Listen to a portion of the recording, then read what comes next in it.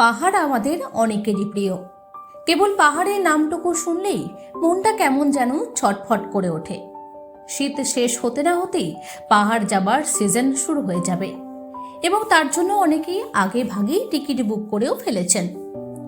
তবে আমরা যারা সমতল থেকে পাহাড় বেড়াতে যাই তাদের অনেকেরই পাহাড়ে ওঠার সময় বমি বমি ভাব আসে, শ্বাসকষ্ট হয় কিংবা মাথা ঝিমঝিম করে।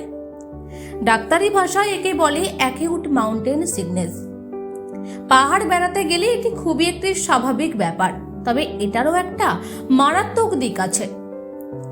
যদি ধরুন আপনি হঠাৎ করেই 3000 থেকে 4000 মিটারের মতো অনেকটা উচ্চতায় চলে যান কিংবা একেবারে অনেকটা ট্রেক করে ফেলেন, তখন সেই র্যাপিড হাইট গেন আমাদের ফুসফুস সহ্য করতে পারে না।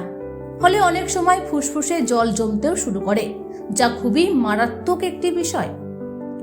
আপনাকেও যাতে এরকম কোনো সমস্যায় পড়তে না হয় তার জন্য খুব সাধারণ কয়েকটা বিষয় মাথায় রাখতে হবে। এইরকম অবস্থায় প্রথমেই আপনাকে যত তাড়াতাড়ি সম্ভব নিচে নেমে আসতে হবে।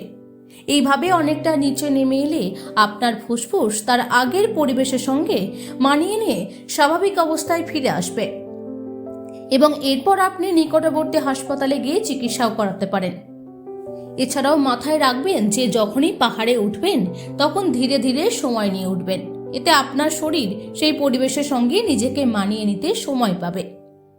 ব্যাস, আর কি, এবার আপনিও বেরিয়ে পড়ুন আপনার প্রিয়জনের সাথে আর পাহাড়ের কোলে কয়েকটা দিন নিরিবিলিতে কাটিয়ে আসুন।